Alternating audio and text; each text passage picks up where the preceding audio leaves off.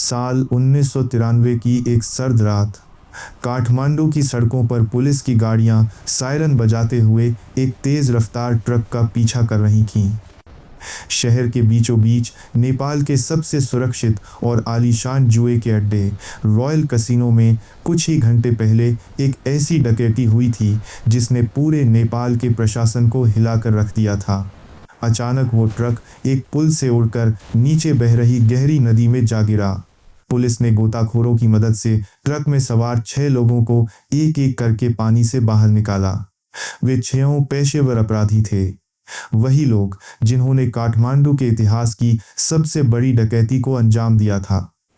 Police को लगा कि केस सुलझ गया, लेकिन जब क्रेन से ट्रक बाहर निकाला गया और उसके दरवाजे खुले तो अंदर का नज़ारा देखकर पुलिस अफसरों के पैरों तले जमीन खिसक गई।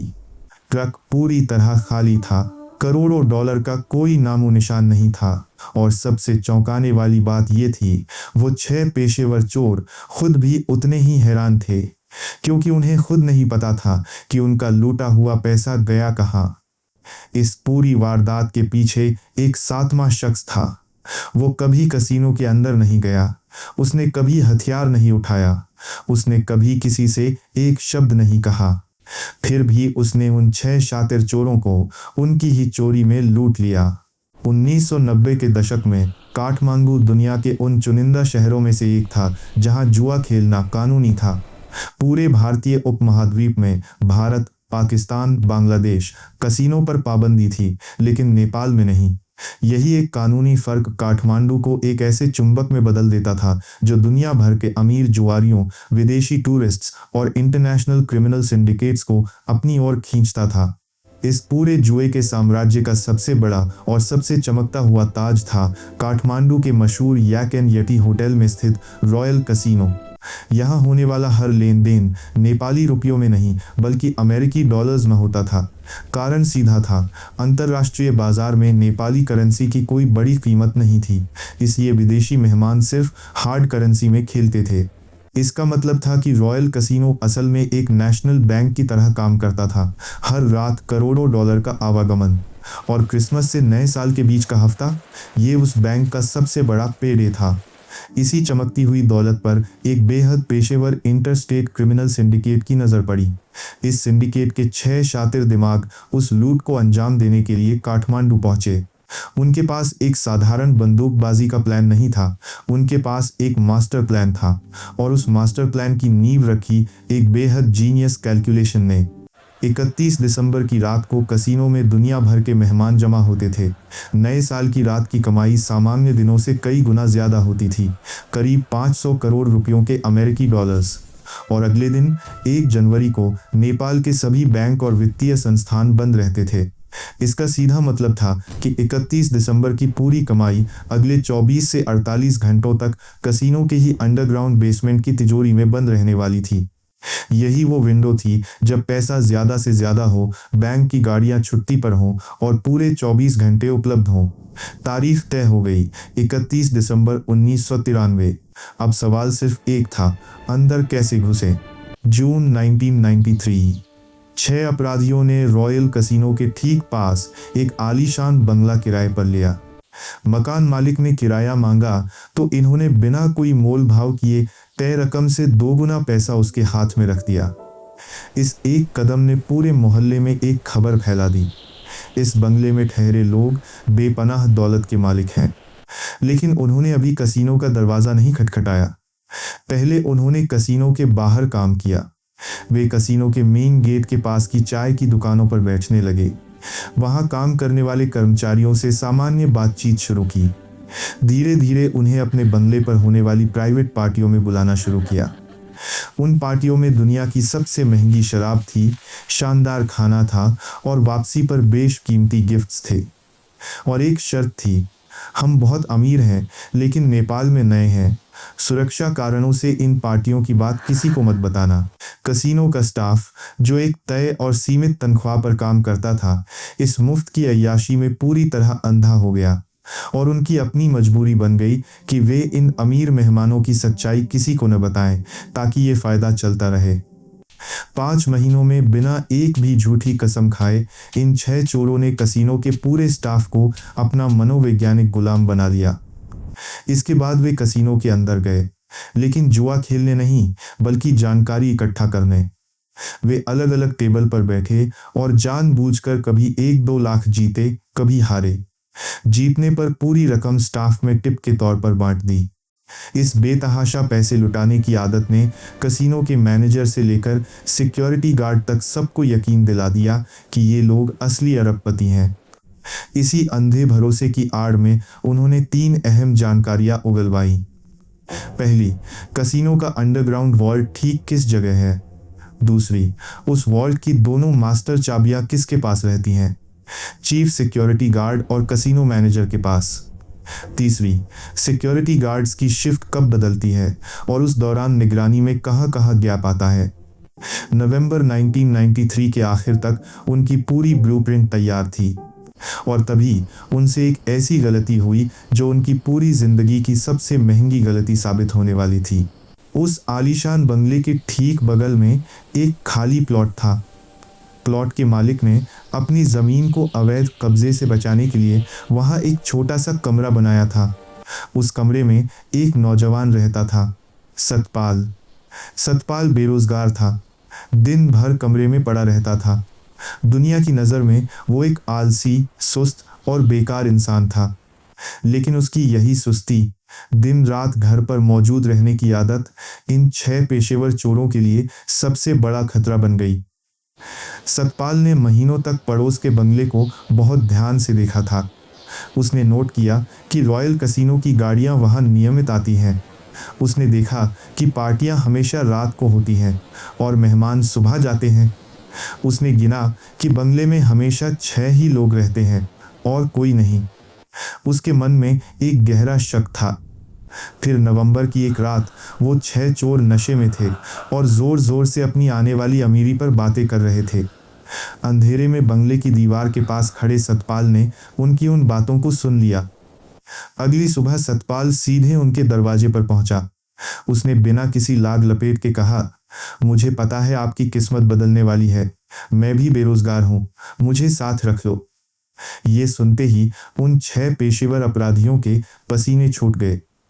उनका महीनों का प्लान एक मुखबिर की एक फोन कॉल से बर्बाद हो सकता था। उन्होंने वही तरकीब अपनाई जो क्रिमिनल साइकोलॉजी में सबसे पुरानी है, अपने दुश्मन को इतना करीब रखो कि वो हिल ना सके। उन्होंने सतपाल को अपने गिरोह में शामिल कर लिया। उसे छोटे मोटे काम, सामान लाना, गाड़ी साफ करना, बंगले की देखभाल में उलझाए रखा। उन्हें यकीन था कि वे एक बेवकूफ लड़के को अपनी ढाल बना रहे हैं। वे गलत थे। सतपाल ने गिरोह में शामिल होने के बाद एक काम किया। उसने ध्यान से सुनना शुरू किया। उसने महसूस किया कि ये 6 लोग उसे कभी असली प्लान नहीं बताते। हमेशा बातें बीच में रोक देते हैं जब वो आता है। हमेशा एक कमरे में बंद होकर घंटों बात करते हैं। सतपाल को चोरी का हिस्सा नहीं बनना था। उसे सिर्फ एक चीज चाहिए थी, वो रास्ता जहां से पैसा देश के बाहर जाने वाला था। और उसके लिए उसने एक ऐसी स्ट्रैटेजी बनाई जिसे क्रिमिनल हिस्ट्री में 7th कैरेक्टर स्ट्रैटेजी कहा जाता है। वारदात की जगह से पूरी तरह अनुपस्थित रहो, लेकिन उसका सबसे बड़ा फायदा उठाओ। 31 दिसंबर 1993, रात 10 बजे। रॉयल कसीनो के अंदर नए साल का जश्न अपने चरम पर था। 200 से ज्यादा रईस मेहमान वहां मौजूद थे। 6 चोर कसीनो के मुख्य दरवाजे पर पहुंचे। उनके हाथों में काठमांडू की एक मशहूर दुकान की मिठाई के डिब्बे थे। कसीनो का स्टाफ और सिक्योरिटी गार्ड उन्हें महीनों से पहचानते थे, उनके सबसे अमीर और वीआईपी मेहमानों के तौर पर। चीफ सिक्योरिटी गार्ड खुद उनके बंगले की पार्टियों में दर्जनों बार जा चुका था। किसी ने तलाशी नहीं ली। वे अपने कोट के अंदरूनी जेबों में हथियार छिपाकर और हाथों में मिठाई के डिब्बे लेकर कसीनो के अंदर चले गए। अंदर जाकर वे अलग अलग टेबल पर बैठ गए और एक आम खिलाड़ी की तरह खेलने लगे। रात के ठीक 12:01 पर जैसे ही 1993 खत्म हुआ, पूरे कसीनो में नए साल का शोर गूंज उठा। इसी शोर के बीच उनमें से एक चोर ने उठकर एक ऐसी घोषणा की जो हर किसी को अच्छी लगी। उसने कहा कि नए साल की इस खास रात पर कसीनो में मौजूद सभी 200 से ज्यादा मेहमानों का खाना और महंगी शराब उनकी तरफ से बिल्कुल मुफ्त है। पूरे कसीनो में जोरदार तालियां बजीं। इसके फौरन बाद उन्होंने स्टाफ को मिठाई के डिब्बे थमा दिए। नए साल की खास मिठाई है, सभी मेहमानों और स्टाफ में बांट दो। स्टाफ ने खुशी खुशी वो मिठाई बांटी और खुद भी खाई। उस मिठाई में भारी मात्रा में बेहोशी की दवा मिली हुई थी। 10 मिनट के भीतर कसीनो का नज़ारा बदल गया। जो लोग कुछ देर पहले शराब के नशे में झूम रहे थे, वे अपनी अपनी जगहों पर लड़खड़ाकर गिरने लगे। देखते ही देखते कसीनो के ज्यादातर मेहमान, स्टाफ और हथियारबंद सिक्योरिटी गार्ड फर्श पर बेहोश पड़े थे। चोरों ने बिना एक गोली चलाए पूरे कसीनो पर कब्जा कर लिया था। उन्होंने सबसे पहले चीफ सिक्योरिटी गार्ड और कसीनो मैनेजर की जेबें टटोली। महीनों की रेकी से उन्हें पहले से पता था वॉल्ट की दोनों मास्टर चाबियां इन्हीं दोनों के पास रहती हैं। चाबियां मिल गईं। जो स्टाफ मेंबर्स अभी होश में थे, उन्हें हथियारों के दम पर सभी बेहोश मेहमानों को एक बड़े हॉल में बंद करने पर मजबूर किया गया। फिर वे चोर अंडरग्राउंड बेसमेंट की ओर उतरे। वॉल्ट का दरवाजा खुला। अंदर अमेरिकी डॉलर्स का एक ऐसा पहाड़ था जिसकी कीमत उस वक्त की भारतीय करेंसी के हिसाब से करीब 500 करोड़ रुपए थी। उन्होंने कसीनो के अपने मजबूत बैग्स, जिनमें कसीनो का पैसा बैंक तक जाता था, उनका इस्तेमाल किया। स्टाफ की मदद से पैसे को 22 बड़े बैग्स में भर लिया। वे कसीनो से बाहर निकले। बचे हुए स्टाफ को अंदर बंद करके बाहर से ताला लगा दिया। एक ट्रक पहले से तैयार खड़ा था। 22 बैग लोड हुए, ट्रक निकल पड़ा। ट्रक सीधे त्रिभुवन इंटरनेशनल एयरपोर्ट के कार्गो टर्मिनल की तरफ बढ़ा। 1993 के उस दौर में एयरपोर्ट की सुरक्षा मुख्य रूप से यात्रियों की जांच तक सीमित थी। बाहर जाने वाले कार्गो पार्सल के लिए ना कोई फोरेंसिक स्कैनिंग थी, ना एडवांस एक्सरे सिस्टम। चोरों ने उन 22 भारी बैगों को एक इंटरनेशनल कुरियर के जरिए वेस्ट इंडीज के जमैका के एक पते पर बुक कर दिया। बुकिंग पूरी हुई, एक आधिकारिक कार्गो डिलीवरी रसीद उनके हाथ में आ गई। 500 करोड़ के डॉलर हवा में उड़ चले। इसी बीच कसीनो के अंदर बेहोश पड़े एक कर्मचारी को होश आ गया। वो किसी तरह पिछले दरवाजे से बाहर निकला और उसने पुलिस को खबर दे दी। पुलिस ने तुरंत शहर भर में नाकाबंदी कर दी। सायरन बजाती गाड़ियां उस ट्रक के पीछे थीं। चोरों ने भांप लिया। पार्सल एयरपोर्ट से जा चुका था। पैसा सुरक्षित था। अब उन्हें सिर्फ एक काम करना था, पुलिस का पूरा ध्यान अपने ट्रक पर केंद्रित रखना, ताकि कार्गो किसी की नज़र में ना आए। उन्होंने जानबूझकर अपने तेज रफ्तार ट्रक को पुल से नदी में गिरा दिया। पुलिस ने रेस्क्यू ऑपरेशन शुरू किया। छहों को पानी से निकालकर गिरफ्तार कर लिया। ट्रक क्रेन से बाहर आया। दरवाजे खुले, खाली। ये डकैती के इतिहास का एक क्लासिक डाइवर्जन प्ले था। चोरों ने जानबूझकर खाली ट्रक के साथ गिरफ्तारी दी थी। उनका प्लान साफ था, कुछ साल जेल की सजा काटो, बाहर आओ और जमाइका जाकर 500 करोड़ बांट लो। उनके लिए ये जेल कोई सजा नहीं थी, ये एक वेटिंग पीरियड था। डकैती की रात सतपाल कसीनो के अंदर नहीं था। वो बाहर अंधेरे में था, छिपकर, चुपचाप ट्रक का पीछा करते हुए। जब उसने नदी के पास पुलिस की हलचल देखी और उसे पता चला कि पुलिस के हाथ सिर्फ एक खाली ट्रक लगा है, तो उसका दिमाग तुरंत एक नतीजे पर पहुंचा। पैसा किसी और रास्ते से देश के बाहर निकाला जा चुका है, और वो रास्ता एयरपोर्ट था। सतपाल तुरंत वापस उसी आलीशान बंगले के बाहर आ गया और इंतजार करने लगा। यहाँ एक बात समझना जरूरी है, 1990 के दशक में इंटरनेशनल क्रिमिनल सिंडिकेट्स एक बहुत एडवांस्ड कम्युनिकेशन तकनीक का इस्तेमाल करते थे, जिसे पल्स बेस्ड डेड ड्रॉप कहा जाता था। इसमें पुलिस के सर्वेलेंस से बचने के लिए फोन या रेडियो का इस्तेमाल बिल्कुल नहीं होता था। इसके बजाय डाक विभाग को एक अनजाने कुरियर की तरह इस्तेमाल किया जाता था। डाकिया एक सिग्नल या पल्स लेकर आता था। उसे खुद नहीं पता होता था कि वो करोड़ों की डकैती की कम्युनिकेशन चेन का हिस्सा है। डकैती के ठीक 3 दिन बाद उस बंगले पर एक डाकिया आया। सतपाल बाहर निकला। उसने खुद को बंगले का सदस्य बताया और वो लिफाफा ले लिया। लिफाफे के अंदर था त्रिभुवन इंटरनेशनल एयरपोर्ट की कार्गो रसीद। सतपाल तुरंत एयरपोर्ट के कार्गो काउंटर पर पहुंचा। रसीद दिखाई। काउंटर से उसे एक फाइनल पर्ची मिली, जिसमें लिखा था कि 22 बैग्स का वो पार्सल जमैका के एक सटीक पते पर भेजा जा चुका है। सतपाल ने अगली उपलब्ध फ्लाइट पकड़ ली। जमैका पहुंचकर सतपाल उसी पते पर गया जो पर्ची पर लिखा था। एक बेहद साधारण घर था। एक बुजुर्ग आदमी रहता था। सतपाल ने पार्सल के बारे में पूछा। बुजुर्ग ने साफ मना कर दिया। ये बुजुर्ग इस पूरी डकैती के बारे में कुछ नहीं जानता था। क्रिमिनल इन्वेस्टिगेशन की भाषा में इस बुजुर्ग को कटआउट या पैसिव नोड कहा जाता है, एक ऐसा मोहरा जिसका इस्तेमाल सिर्फ एक सुरक्षित पते के तौर पर होता है।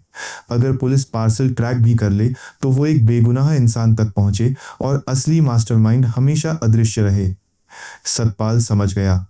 वो उस घर के पास छिपकर इंतजार करने लगा। कुछ दिन बाद जमैका में भी एक डाकिया उस बुजुर्ग के घर डिलीवरी की फाइनल रसीद लेकर पहुंचा। सतपाल आगे बढ़ा। रसीद उसके हाथ में थी। वो जमैका के कार्गो टर्मिनल पहुंचा, रसीद दिखाई और डॉलर्स से भरे वो 22 बैग्स उसके सामने रख दिए गए। उस पल के बाद से सतपाल दुनिया के नक्शे से हमेशा के लिए गायब हो गया। काठमांडू में पुलिस पूछताछ कई दिनों से जारी थी। गिरफ्तार 6 चोर पूरे आत्मविश्वास में थे। उन्हें पता था कि नेपाल का कानून इस डकैती के लिए उन्हें कुछ सालों की सजा देगा। कुछ दिनों की पूछताछ के बाद उनका धैर्य टूटा और उन्होंने पुलिस के सामने अपना पूरा प्लान उगल दिया। उन्होंने बड़े गर्व के साथ बताया, पैसा जमैका पहुंच चुका है, सजा काटने के बाद हम वहां जाएंगे और आपस में बांट लेंगे। उनके चेहरों पर एक अजीब सी मुस्कान थी। पुलिस ने एक सीधा सवाल किया, आपके बंगली के बगल वाले खाली प्लॉट में रहने वाला लड़का सतपाल, वो डकैती के तीसरे दिन से कहाँ है? वो अभी तक नहीं मिला। कमरे में एक पल के लिए पूरी तरह सन्नाटा छा गया। फिर उन 6 चेहरों पर वो मुस्कान धीरे धीरे गायब हुई। वे जानते थे अगर वो लड़का गायब है तो वो चुपचाप नहीं बैठा है, और अगर उसे कार्गो रसीद मिल गई, उन्हें पूरी कहानी एक झटके में समझ आ गई। 6 महीने की वेकी, कसीनो स्टाफ को महीनों तक शराब पिलाना, मिठाइयों में बेहोशी की दवा, खाली ट्रक के साथ गिरफ्तारी, ये सब उन्होंने किया था और उस सब का पूरा फायदा उठाया था उनके उस आलसी पड़ोसी ने। नेपाल पुलिस को वो 500 करोड़ रुपया कभी वापस नहीं मिला। सतपाल का कोई नामो निशान नहीं मिला। वे 6 चोर जिन्होंने एक बेहद पेशेवर और जटिल डकैती को लगभग परफेक्ट तरीके से अंजाम दिया था, एक बेरोजगार पड़ोसी से हार गए। क्रिमिनल हिस्ट्री में सतपाल के इस कदम को द 7th मैन स्ट्रैटेजी का सबसे साफ और खतरनाक उदाहरण माना जाता है। इस थियरी का सिद्धांत बहुत सीधा है। वारदात की जगह पर सबसे ज्यादा जोखिर होता है। जो वहां होता है वो पकड़ा जाता है, जो बाहर रहता है वो बचता है, और जो बाहर रहते हुए भी पूरी वारदात का सबसे बड़ा फायदा उठाता है, वही असली मास्टरमाइंड है। सतपाल ने कसीनो के अंदर कदम नहीं रखा, किसी को बेहोश नहीं किया, किसी तिजोरी को नहीं खोला, किसी ट्रक में नहीं बैठा। उसने सिर्फ एक काम किया, सही वक्त पर सही जगह पर सही लिफाफा उठाया। बाकी सब काम उन 6 चोरों ने उसके लिए कर दिया था।